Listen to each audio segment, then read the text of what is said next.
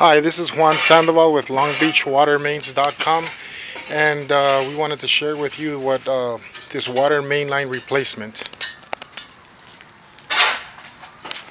And basically we have to replace the line all the way out to the meter,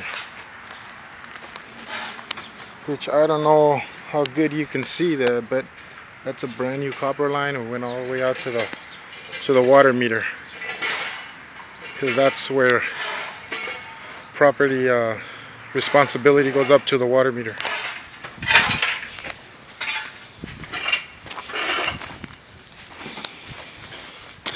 So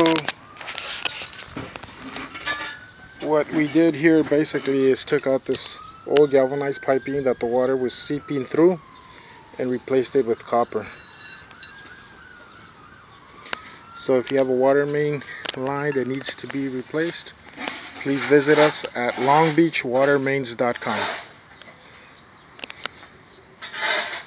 Thank you for your time.